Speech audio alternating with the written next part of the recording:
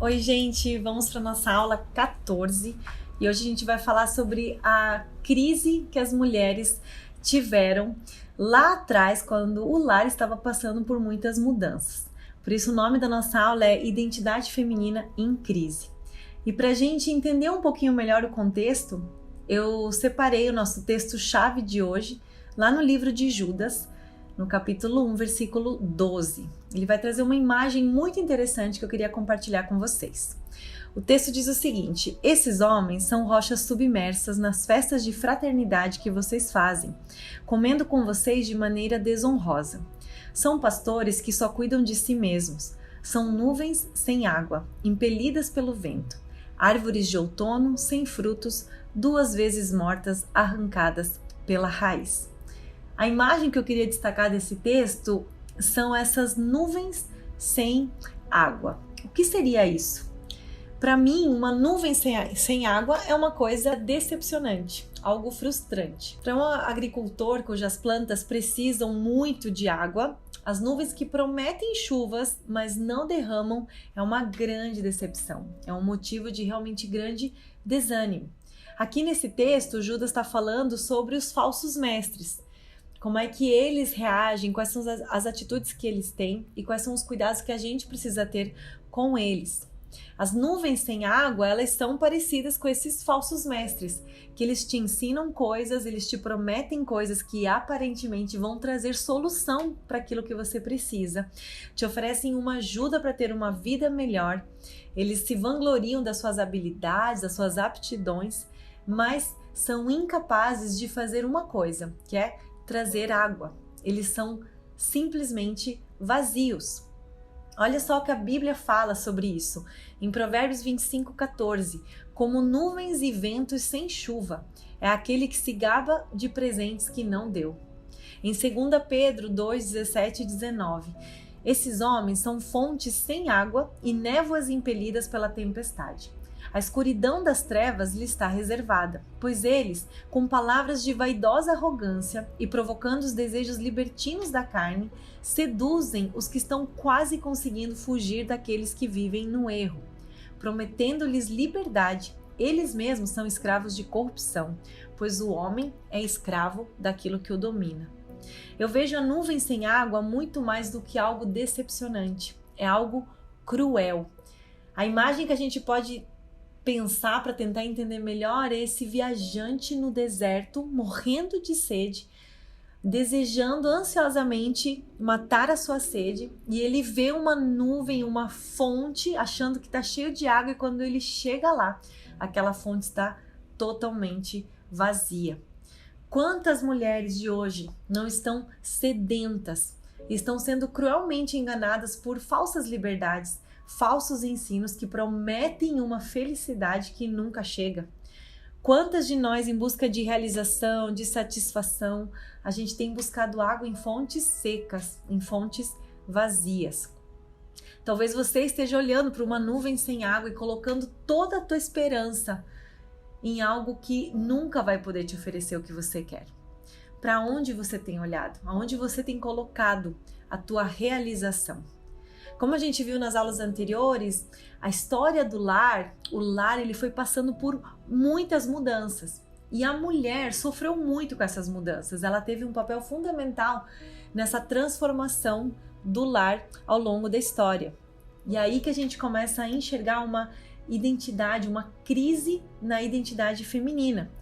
Uma hora eu era a mulher que produzia, que sustentava a minha família, que trabalhava do lado do meu marido. Outra hora eu já era uma mulher que ficava em casa, meu marido ia trabalhar e eu tinha que lidar com todas as demandas, com as crianças. Uma hora eu era a que educava os meus filhos, daqui a pouco eu era só aquela que pensava em arrumar a casa e em consumir aquilo que o mundo estava me dando. E aí essa mulher entrou em crise. Quem sou eu? O que eu devo fazer? Toda hora está mudando. E a verdade é que o mundo está sempre mudando. Se você é mãe, você sabe que muitas teorias que a tua mãe acreditava ser a pura verdade, hoje os médicos já provaram que não vale mais. Uma hora aquele tipo de alimento vai prejudicar o seu filho, não dê. Depois, aquele é o alimento que deixa ele mais saudável. Não coloca o neném para dormir desse jeito, esse jeito é o melhor.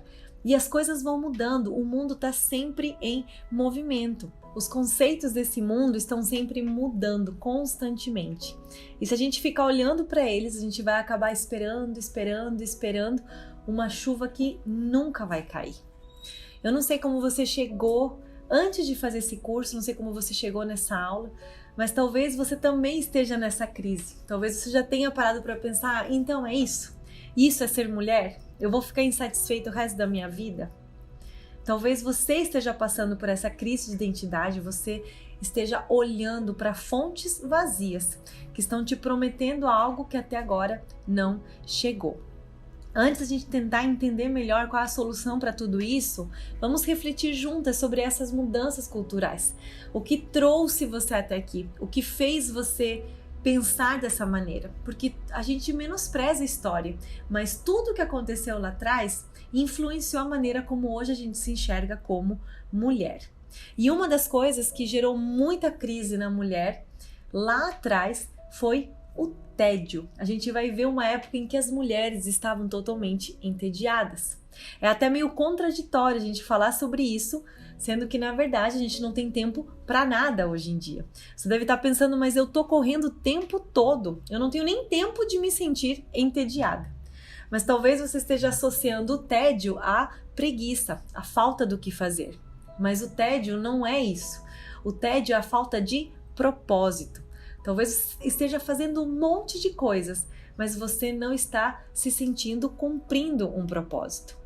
Cuidado, você pode estar entediada porque você está olhando para a nuvem errada. O que faz a diferença não é o que você está fazendo, mas por que você está fazendo determinadas coisas. O tédio pode tomar conta do teu coração toda vez que faltar propósito naquilo que você está fazendo hoje. Olha só o que o Paul Tournier vai dizer. A dona de casa se reprova por não conseguir frutificar os talentos que recebeu.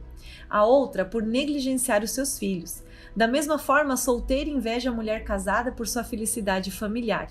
E a casada inveja a liberdade da solteira. A minha avó, de quem já falei, não conhecia esses tormentos. Ela só tinha um modelo, conformou-se facilmente a ele e fazia com boa vontade o seu dever. A necessidade de participar ativamente na vida econômica não era conscientemente experimentada.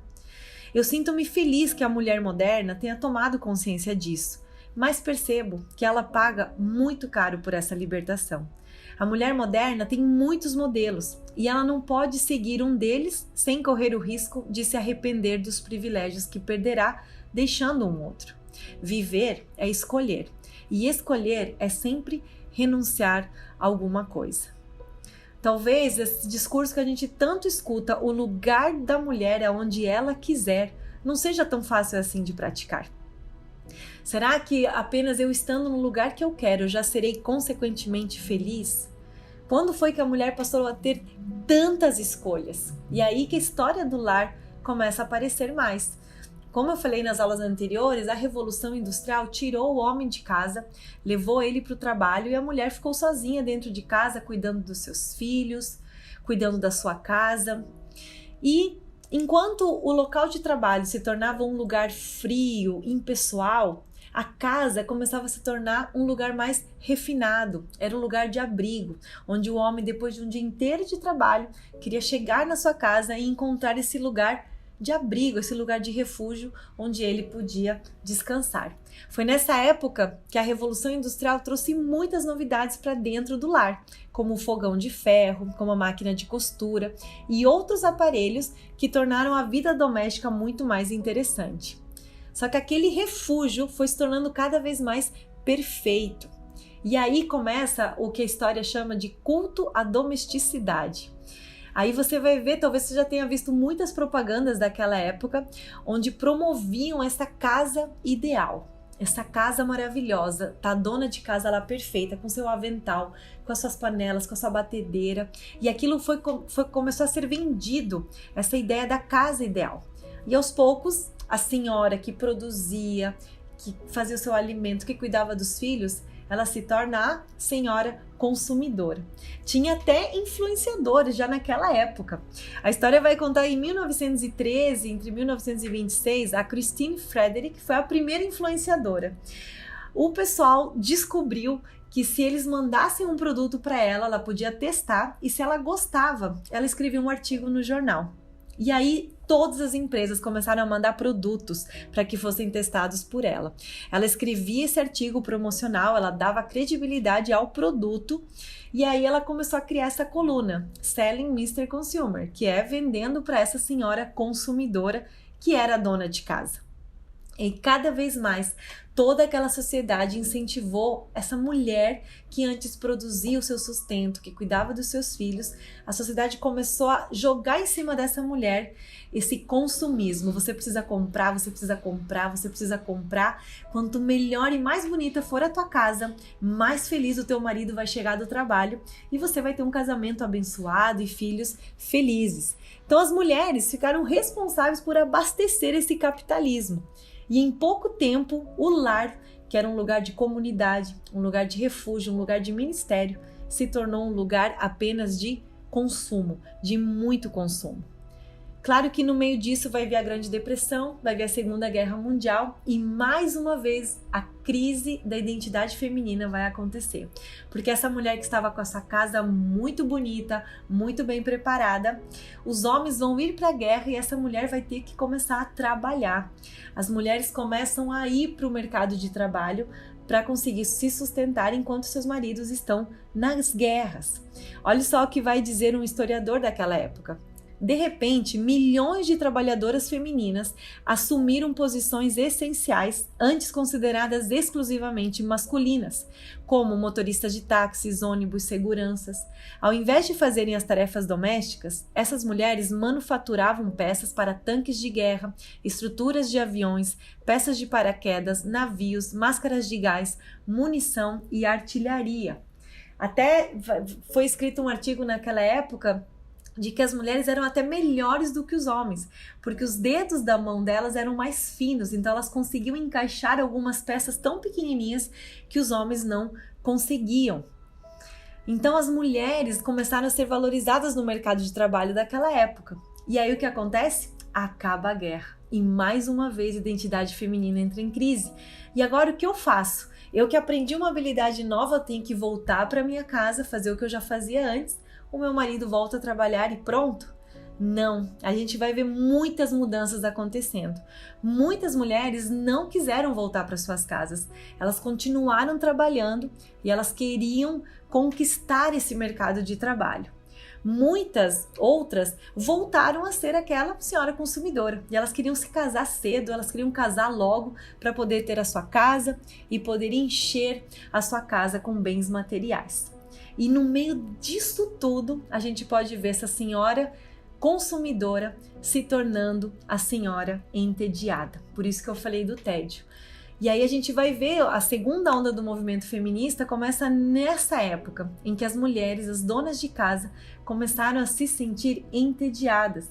Elas viram que o trabalho não deixava elas felizes, elas viram que uma casa super arrumada não deixava elas felizes, cuidar dos filhos não deixavam elas felizes, e elas começaram a sentir esse tédio, que até uma autora muito conhecida do movimento feminista vai escrever o livro A Mística Feminina, falando desse mal, esse problema sem nome que as mulheres estavam sofrendo. O que era isso? As mulheres se sentiam tristes porque elas se sentiam presas nesse papel de esposa e de mãe. E com certeza, porque a mídia ficava vendendo para elas que o único jeito de você se sentir feliz sendo mãe, sendo esposa, era tendo os melhores eletrodomésticos. Quem seria feliz desse jeito? Claro que não. As mulheres sofreriam esse tédio. A autora Macaulay vai falar: muitas de nós vimos as propagandas e os artigos paternalistas frequentes na década de 50. O lar é retratado na mídia e nas propagandas como um lugar cheio de maravilhas tecnológicas que até causavam desmaios emocionados nas mulheres adultas. Claro que nenhuma mulher gostaria de ser apenas uma consumidora, mas também a Betty Friedan erra ao transformar o lar num lugar de escravidão, como se o papel de esposa e de mãe fosse um papel que te escravizava. Agora, a gente olhando para tudo isso, a gente consegue entender um pouquinho dessa crise da identidade feminina. As mulheres foram se perdendo no meio disso. Eu devo ficar em casa? Eu devo ter uma casa bonita? Eu devo ir trabalhar? Eu devo cuidar dos meus filhos? E desde aquela época, as mulheres têm ido para consultórios com psicólogos, eles começaram a tratar as mulheres com remédios. Alguns artigos buscavam essas razões, muitas razões superficiais para esse problema. Falavam que as mulheres estavam assim porque esse aparelho eletrodoméstico não funcionava direito, porque essa reunião de pais tinha sido muito demorada. Mas onde estava realmente o problema dessas mulheres? Não é o que você está fazendo, mas por que você está fazendo.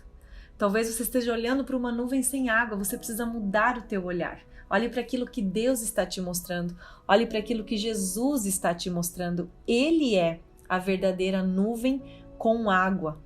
Ele sim promete chuva e a chuva vem. Então não importa o que você está fazendo, você só vai conseguir se libertar desse tédio quando você entender por que você está fazendo. E aí quando você estiver na tua casa, você vai estar vivendo com propósito. Quando você estiver no teu trabalho, você vai estar vivendo com propósito. Quando você estiver na faculdade, você vai estar vivendo com propósito. Porque a nuvem que você está olhando não é para uma ideologia, não é para uma falsa liberdade, mas é para aquela nuvem verdadeira que pode derramar chuva sobre a tua vida, que é Jesus. Tá bom? Se essa aula fez sentido, se você entendeu um pouquinho mais sobre essa história do lar que eu te contei, coloca aí, como é que você deixou essa história toda influenciar a tua vida? Em algum momento você se sentiu também entediada? Como você pode resgatar essa beleza do propósito, daquilo que você está fazendo hoje, de onde Deus quer você hoje, tá bom? Deixa os teus comentários aqui, isso é muito importante para que a gente consiga conversar e compartilhar melhor o conteúdo, tá bom? Amanhã terminamos esse ciclo, espero por você, que Deus te abençoe muito.